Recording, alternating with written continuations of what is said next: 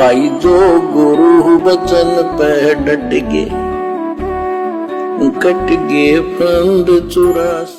24 घंटे कैर टूट रहा आपके ऊपर, पर आप इस दुख को घसीटने के आदि बन गए, क्योंकि विकल्प नहीं। अब आपके पास विकल्प है, यहां से निकल सकते हो, 100% निकल सकते हो, गारंटीड निकल सकते हो। थोड़ी सी हिम्मत कर लो। देख, दास कब शुरू की थी? सन 1988 में दास को यह सन मिली थी। 1994 तक दास सबको समझाता था, गुरु जी से नाम बुलाता था। कभी स्वप्ने में भी नहीं सोची थी मैं गुरु पद बनूं। तो नीच आदमी काम होते दुनिया को मूर्ख बनाए, उनका जीवन नष्ट करें। आप स्वयंभू गुरु बन के, जैसे 2-3 दुष्ट बन गए थे, संजय दिल्ली वाला और पवन जयपुर वाला, ये पाप आत्मा थे। इन जय हो बंदी छोड़ की सतगुरु रामपाल जी परमेश्वर जी की।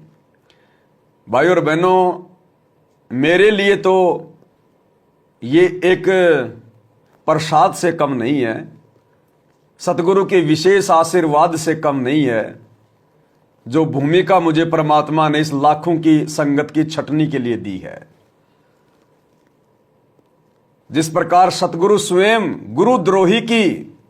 देशद्रोही की, जिस प्रकार सतगुरु खुद देशद्रोही की उपाधि सरकार से लेकर और अपनी संगत की छटनी कर रहा है हिसार जेल में बैठकर, उसी प्रकार बाहर उसी संगत की छटनी के लिए सतगुरु ने मुझ पवन दास को गुरुद्रोही की उपाधि दी है। यह मेरा परम सौभाग्य है। ये दुनिया देशद्रोही की परिभाषा नहीं समझ पा रही है और सतगुरु से ईर्ष्या करके उनके सत्संग नहीं सुन रही है और अपने आत्म कल्याण से वंचित रह रही है। ठीक इसी प्रकार ये लाखों की संगत ये गुरुद्रोही की परिभाषा नहीं समझ पा रही है और साथ संगति के वीडियो देखने के अभाव के चलते ये सतलोक की ट्रेनिंग के लिए वंचित रह रही है। सतगुरु के खेल अजब गजब होते हैं। ये उल्टा चढ़ने का मार्ग है। परीक्षा उसी को तो कहते हैं कि भगत असमंजस में पड़ जाए कि है क्या ये। एक तरफ तो सतगुरु पवन दास को गुरुद्रोही कह रहा है और एक तरफ हम देख रहे हैं पिछले 10 वर्षों से इस पवन दास के मुंह का थूक नहीं सूखता है। 5-5 घंटे 6-6 घंटे रोजाना चिल्लाता रहता है अपने गुरुजी की महिमा में। अन्यथा गुरुद्रोही को क्या चिंता है सतगुरु की संगत की? गुरुद्रोही क्यों अपने सतगुरु की महिमा करेगा, उनका गुणगान करेगा, उनको परमात्मा बताएगा? गुरुद्रोही तो वो होता है जो गुरुजी से ईर्ष्या करे, गुरुजी की बुराई करे, गुरुजी को गालियां दे, गुरुजी की संगत को भक्ति से दूर कर दे। जबकि ये पवन दास तो सतगुरु से गुरुद्रोही की उपाधि लेकर भी भक्तों को भक्ति पर दृढ़ कर रहा है। जहां लाखों की संगत अपने आप को गुरुमुखी समझकर और सारे उल्टे कर्म कर रही है। राजनीति, आरक्षणबाजी, स्टेडियम, गुंडों की जांच, आरक्षण, फलाना दिखना, और ये साथ संगत वाले भाई बहन गुरुद्रोही की उपाधि लेकर भी उन आश्रम वाली नादान संगतों को समझा रही है, मार खा खा कर, गालियां खा खा कर, जेल में जा जाकर।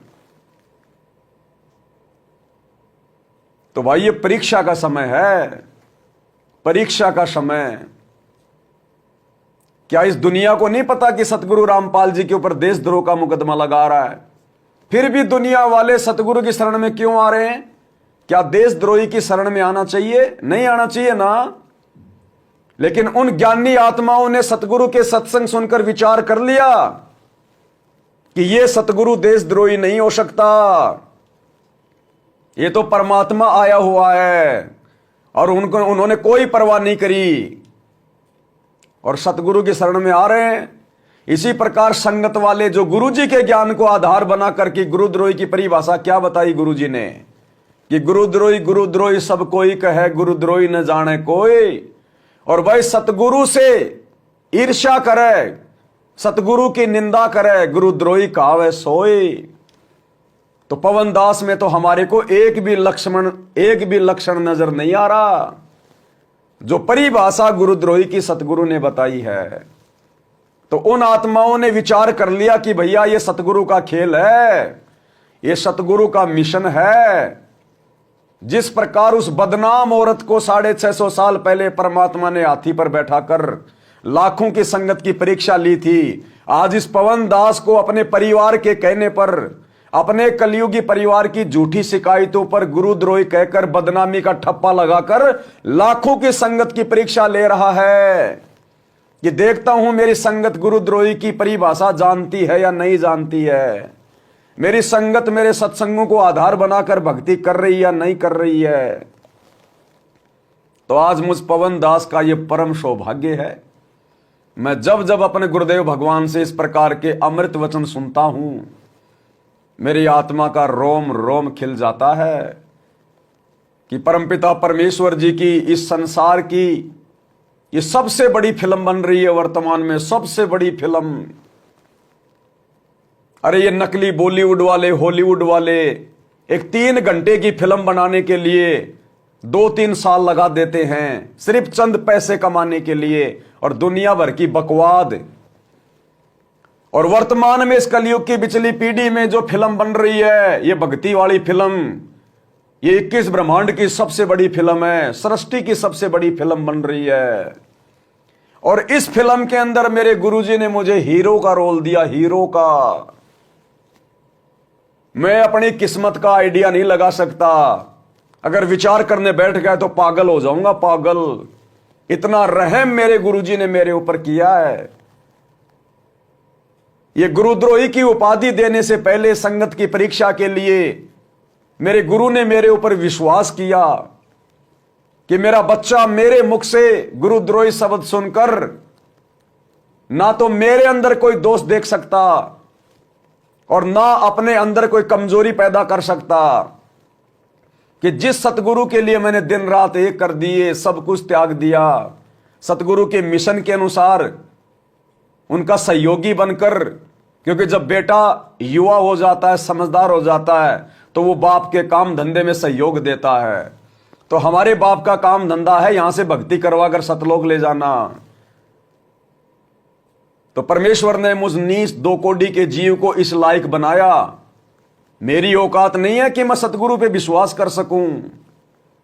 सतगुरु ने मुझे योग्य बनाया इस परीक्षा के लिए, संगत की छटनी के लिए, और मुझे गुरुद्रोही की उपाधि देकर, और फिर भी सतगुरु मेरे अंदर उमंग भरकर मुझसे भक्ति भी करवा रहे हैं, सेवा भी करवा रहे हैं। और भाइयों और बहनों, ये लाखों की संगत जो सात संगति से जुड़ी हुई है, क्योंकि अब सत्सेवक भाई बहन हजारों में नहीं रहे। ये सात संगति के वीडियो संगत के दिल में जगह बना चुके हैं। जिस प्रकार सतगुरु ने घर घर में ज्ञान गंगा पहुंचा दी है, दुनिया भले थोड़ी सी मुट्ठी भर की संख्या में सतगुरु की शरण में है, लेकिन सतगुरु का ज्ञान पूरी दुनिया सुन रही है, विशेषकर भारतवर्ष। घर घर में गुरु जी का ज्ञान पहुंच चुका है, ज्ञान गंगा पहुंच चुकी है, और लोग विचार कर रहे हैं गुरु जी के ज्ञान पर। और जब वो ठीक का समय आएगा, दुनिया एकदम से पलटी मार देगी। ठीक इसी प्रकार ये संगत सात संगति के वीडियो देख देख कर विचार कर रही है कि वास्तव में सत्य क्या है और झूठ क्या है, क्योंकि आत्मा कब तक झूठ के पाड़े में, अधर्म के पाड़े में पड़ी रहेगी। ये भक्ति युग है, ठीक का समय है। आप ज्यादा दिन तक सतगुरु की आत्माओं को मूर्ख नहीं बना सकते, सतगुरु की आड़ में काल प्रेरणा से। तो ये लाखों की संगत भी पलटी मारेगी अचानक से, जब वो ठीक का समय आएगा। जिस प्रकार वो ट्रैफिक वो पुलिस वाला जैसे ही हाथ से इशारा करता है, निकलो, तुरंत गाड़ियां दौड़ना शुरू हो जाती है। अन्यथा विचार करो, ये सामान्य बातें नहीं है। थोड़ा सा विचार करो आप। सतगुरु रामपाल जी भगवान मुझ पवन दास को अपने परिवार की झूठी शिकायतों पर क्योंकि मैं पवन दास सतलोक आश्रम मैनेजमेंट हरियाणा के मार्ग में, इनके धार्मिक धंधे में एक प्रकार से रोड़ा बन के खड़ा हो गया। इन्होंने रास्ते को, रोड़े को हटाने के लिए मारना, पीटना, मुकदमे लगाना, जेल करवाना, धमकाना, बहुत यत्न कर लिए और अंत में सतगुरु से जाकर झूठी प्रार्थना लगाकर, अपने कर्म फोड़कर, गुरु को मानुष मानकर अपने जैसा और मेरे विषय में, सात संगति के विषय में ना जाने क्या क्या झूठ परोस दिया। अब सतगुरु तो सतगुरु भैया, जानी जान है, अंतर्यामी है। सतगुरु को तो मैनेजमेंट के कुकर्म भी दिखाई दे रहे हैं, फिर भी सतगुरु नहीं बोल रहा कुछ। क्या सतगुरु को स्टेडियम दिखाई नहीं दिया? क्या सतगुरु को आश्रम में बन रहा हॉस्पिटल दिखाई नहीं दे रहा? क्या जाट आरक्षण में बैठे भगत सतगुरु को दिखाई नहीं दिए? क्या आनंदपाल सिंह जैसे गुंडों की सीबीआई जांच का समर्थन करते हुए भगत सतगुरु को दिखाई नहीं दिए? क्या भक्तों का ज्योति पाठ और दान का पैसा जाट आरक्षण में दिया गया, गुंडों की सीबीआई जांच में दिया गया? क्या सतगुरु को दिखाई नहीं दे रहा? क्या सतगुरु के भक्तों को 2019 में कांग्रेस का चमचा बनाया, 2020 में बीजेपी का चमचा बनाया, नरेंद्र मोदी की रैलियों में धक्के खिलाए? क्या अंतर्यामी सतगुरु हिसार जेल से बैठकर देख नहीं रहा? लेकिन फिर भी वो सतगुरु अपने परिवार को कुछ नहीं कह रहा, इन कोऑर्डिनेटरों को कुछ नहीं कह रहा, क्योंकि वो एक आम व्यक्ति की भूमिका निभा रहा है कि मुझे कुछ नहीं पता, मुझे तो जैसा जेल में आके बताया जाएगा मैं तो उतना ही जवाब दूंगा, वैसा ही जवाब दूंगा। तो जब ये पवन दास आश्रम वालों के धार्मिक धंधे के बीच में रोड़ा बन के खड़ा हो गया, इनके काले कारनामे, इनका पाखंड उजागर करने लग गया, तो इन्होंने देखा कि बात बिगड़ेगी। तो इन्होंने देखा कि संगत तो अपने गुरुजी के वचन को मानती है। संगत अगर बलि का बकरा बनेगी तो अपने गुरुजी के नाम पे बनेगी, क्योंकि इन्होंने पहले अपने सारे यत्न कर लिए, संगत नहीं मान रही थी और धीरे धीरे लोग सात संगतियों में बहुत तेजी से आने लगे थे। गुरुजी के परिवार का, उनके बेटा बेटी, भाई बंधु, कोऑर्डिनेटर का कोई असर संगत पे नहीं हो रहा था, क्योंकि इन लोगों के वचन में शक्ति नहीं है, क्योंकि इनके पास भक्ति नहीं है, ये मर्यादा विहीन है, इनके मटके में छेद है, पानी रुक ही नहीं रहा।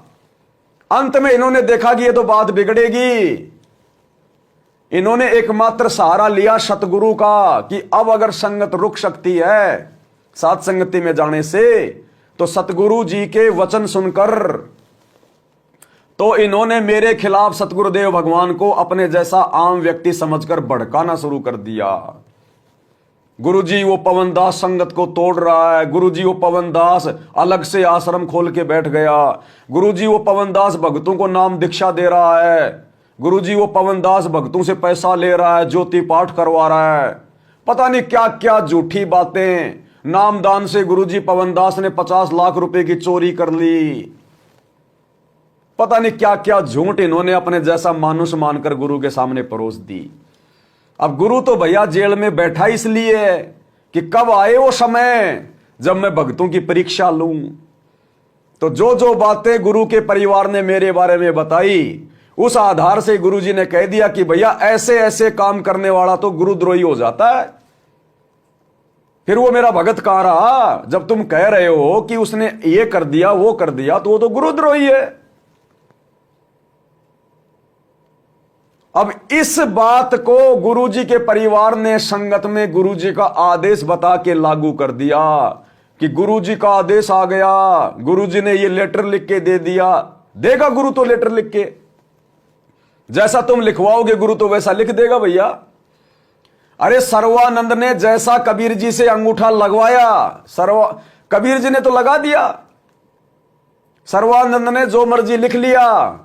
ज्ञान चर्चा में कबीर जी हार गया, सर्वानंद जीत गया, लगा कबीर अंगूठा, ले बेटा ठे।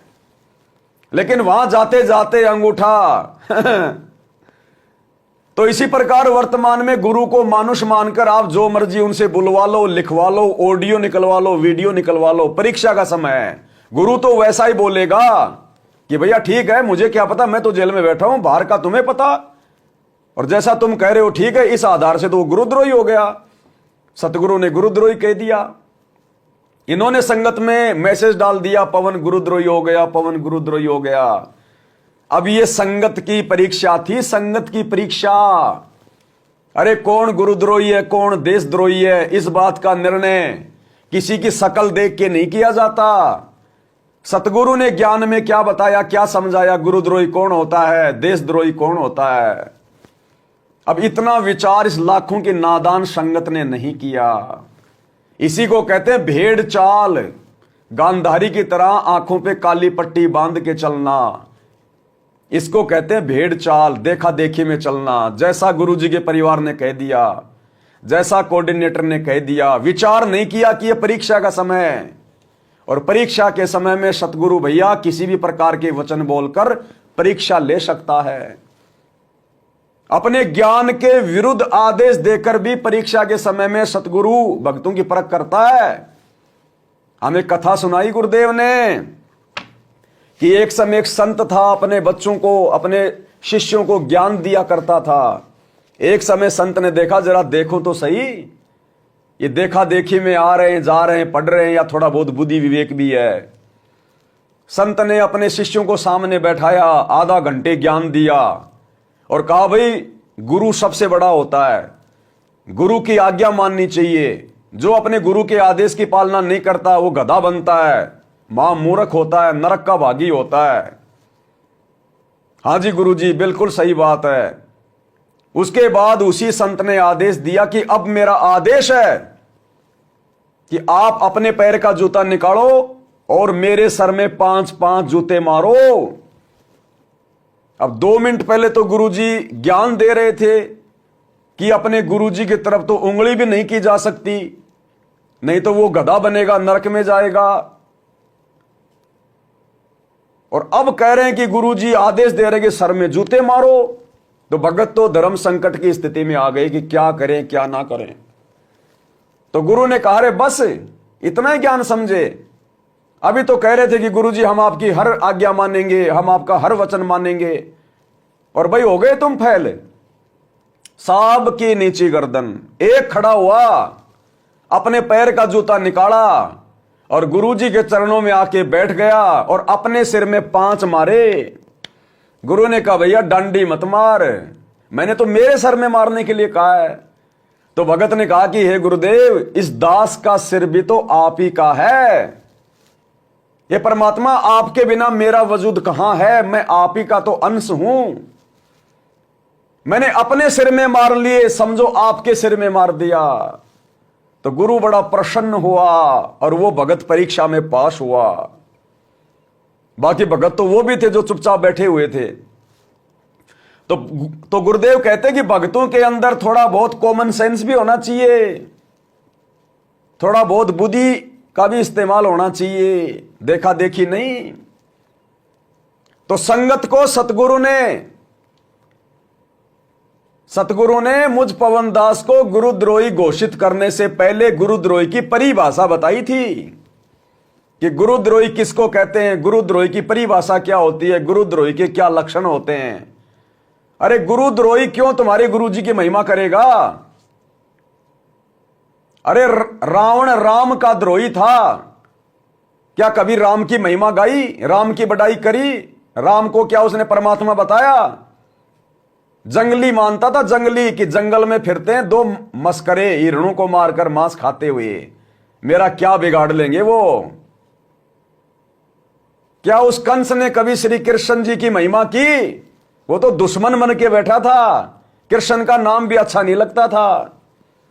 तो इसी प्रकार जो गुरुद्रोही होगा उसको तो गुरु की शकल भी अच्छी नहीं लगेगी, उसको तो गुरु के वचन ही अच्छे नहीं लगेंगे, वो तो आग उगलेगा आग।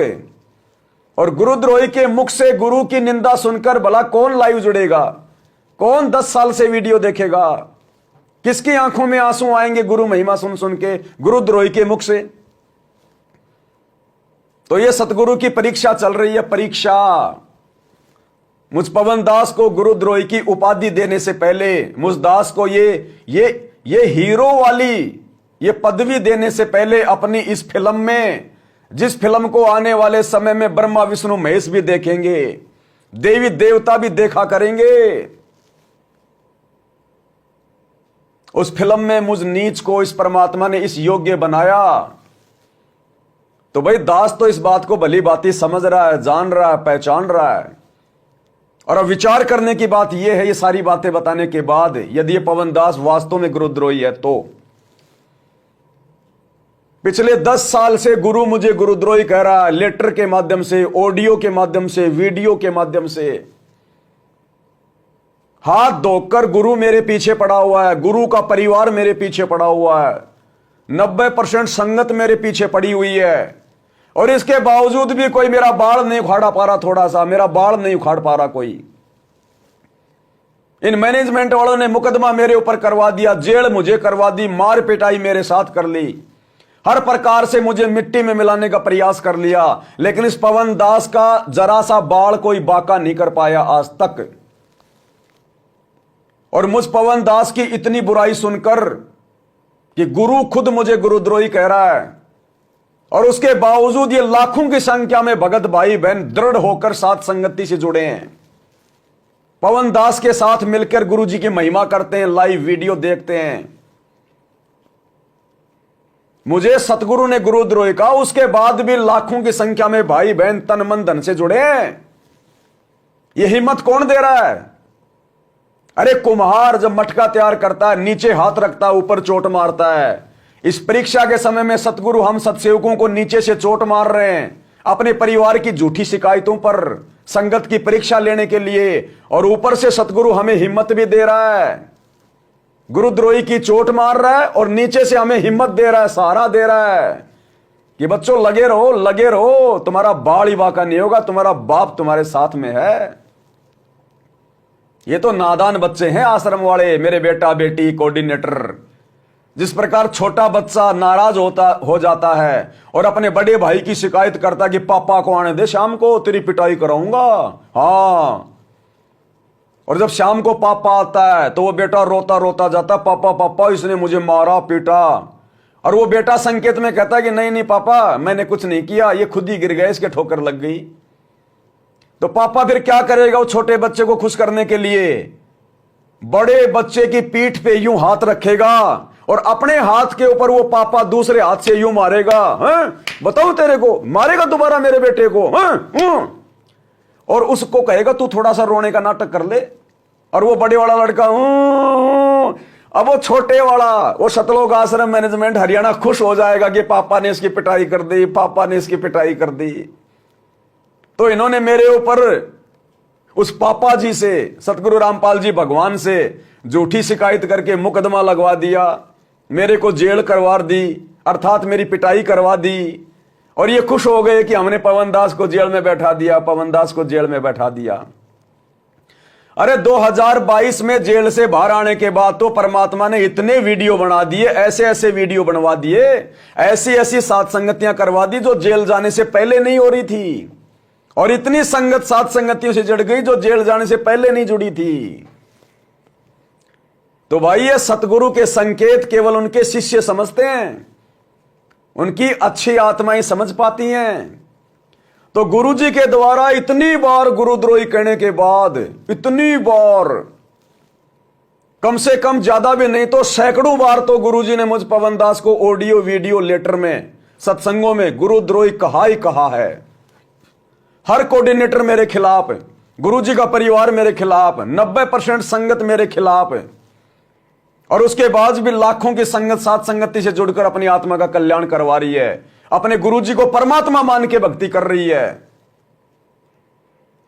अब भाई और बहनों, यदि एक बार वो ही सतगुरु हिसार जेल में बैठा हुआ अगर एक बार भी ऑडियो या वीडियो में अपने मुख कमल से ये बोल दे कि मेरे संगत वाले बेटा बेटियों, मेरा पूरा का पूरा परिवार गुरुद्रोही है, मेरा पूरा का पूरा परिवार मेरे ज्ञान के विरुद्ध सारे काम कर रहा है, तुम्हारी भक्ति बर्बाद कर रहा है, ये काल का दूत है, काल का एजेंट है, जैसा कि मुझे बोला गया।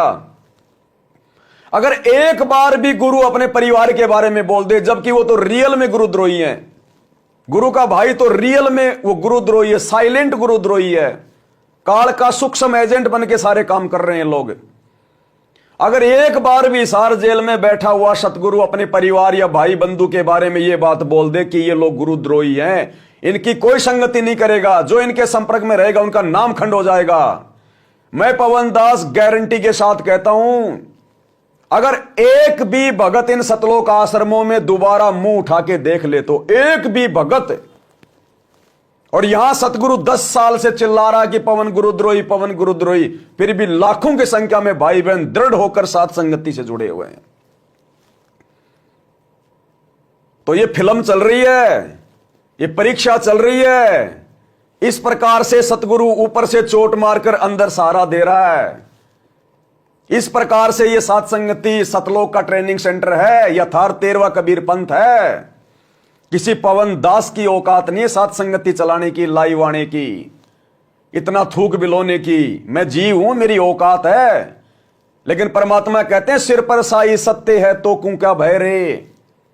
गरीब दास हर रूप में तू ही बोलन हार, करे करावे साइया मन में लहर उठा, दादू सिर दरजीव के आप बगल हो जाए। तो भाई ये सारे खेल सतगुरु के होते हैं। सतगुरु चाहे तो भैंसाराम से बुलवा दे, सतगुरु चाहे तो जो है पत्थर की मूर्ति से बुलवा दे। अरे बुलाने की बात छोड़ो, वो तो चला दे। 650 साल पहले राजा सिकंदर लोदी के सामने पंडित और कबीर परमात्मा को आमने सामने बैठा दिया, बीच में वो मूर्तियां रख दी। पंडितों ने कहा कि यदि ये मूर्तियां हमारी तरफ आ गई तो हमारे देवता महान, और अगर इस कबीर की तरफ आ गई तो ये कबीर महान। देवी देवताओं ने सारे यंत्र जंत्र मंत्र कर लिए, और ये बीच में आकर एक कुत्ता मूर्तियों पे पेशाब कर गया, 3 बार पेशाब कर गया, और मूर्तियां हिली भी नहीं उनके वेद मंत्र बोलने से। और कबीर परमात्मा ने केवल संकेत किया था कि आ जाओ बच्चों, क्योंकि ये देवी देवता भी तो कबीर परमात्मा सतगुरु रामपाल जी के बच्चे हैं। बोले आ जाओ बच्चों, आ जाओ आ जाओ आ जाओ। उसी समय वो मूर्तियां पत्थर की पैरों से चलकर सतगुरु कबीर रामपाल जी भगवान की गोद में जाके बैठ गई। तो ये परमात्मा तो कुछ भी करवा सकता है, किसी भी से करवा सकता है। मेरा सौभाग्य कि परमात्मा ने मेरे ऊपर दया बख्शी, मेरे परमात्मा ने अच्छे कर्म बनवाए। इस परीक्षा की घड़ी में परमात्मा ने उस वैश्या बहन की तरह मुझे निमित्त बनाया संगत की परीक्षा के लिए। तो ये मेरा परम सौभाग्य, मेरा इसमें कोई रोल नहीं है, मेरे अंदर इस बात को लेके कोई मान बढ़ाई नहीं। खुशी है मुझे, खुशी, और ये रहेगी कि सतगुरु ने इस अखिल सृष्टि में से जहां अनगिनत जीव हैं, इस परमेश्वर ने इस विशेष भूमिका के लिए परमात्मा ने मुझ जैसे 2 कौड़ी के नीच जानवर को चुना। इस बात के लिए तो भाई मुझे अंतिम श्वास तक खुशी रहेगी, और मैं एडी से लेकर चोटी तक परमात्मा का ऋणी हूं, ऋणी हूं। तो भाई और बहनों, ये खेल अजब गजब है परमात्मा का। आने वाले समय ये संगत रोएगी सिर पे हाथ रख के, जब इस भेद का खुलासा होगा। क्योंकि परीक्षा का एंड भी तो होगा, रिजल्ट भी तो आएगा। ये थोड़ी परीक्षा चलती रहेगी, रिजल्ट भी तो आएगा। और जब रिजल्ट आएगा, सतगुरु सबके सामने आएंगे और पूछेंगे, जब देखेंगे सारी बातें, कि दिखाओ मुझे उस पवन दास के वीडियो, वो क्या बोलता था मेरे बारे में, मुझे उसने कितनी गालियां निकाल रखी हैं, मेरे बारे में उसने कितना बुरा भला कह रखा है, उसने मेरे भक्तों को कैसे कैसे तोड़ा, दिखाओ मुझे उसके वीडियो। तो जब पवन दास के वीडियो सतगुरु के सामने जाएंगे तो उन्हें पता तो है ही, अंतर्यामी है ही, लेकिन संगत को फैल करेगा फिर भगवान। फिर परमात्मा देखेगा, अरे नालायको, तुमने किसको गुरुद्रोही घोषित करवा दिया मेरे से? अरे नीचो, तुमने ऐसा पाप क्यों करवा दिया? क्योंकि आम संत की भूमिका कर रहे हैं परमात्मा, इसलिए इन शब्दों का यूज करेंगे कि नालायको, तुमने किस पवित्र आत्मा को मेरे द्वारा गुरुद्रोही घोषित करवा दिया मूर्खो। तो संगत कहेगी, गुरुजी हम क्या करें, हमने तो आपकी ऑडियो सुनी थी, आपका वीडियो सुना था। तो गुरुजी कहेंगे, रे नालायकों में कहां था गुरुजी, आप जेल में थे। तो गधो, मुझे क्या पता जेल में बैठे बैठे बाहर क्या हो रहा है, मैं तो 10 साल से जेल में था, बाहर तुम थे, मेरा परिवार था, ये पवन दास था, इनका आपस में क्या झगड़ा चल रहा था, पवन दास क्या बोल रहा था, क्या नहीं बोल रहा था, वो असल में गुरुद्रोही था या नहीं था, मैंने सत्संगों में सारी परिभाषा बता रखी है। तुम पवन दास के वीडियो क्यों नहीं देखे?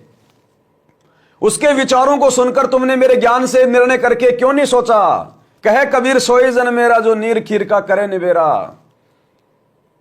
फिर यह संगत क्या मुंह दिखाएगी कि गुरुजी आपने कहा था।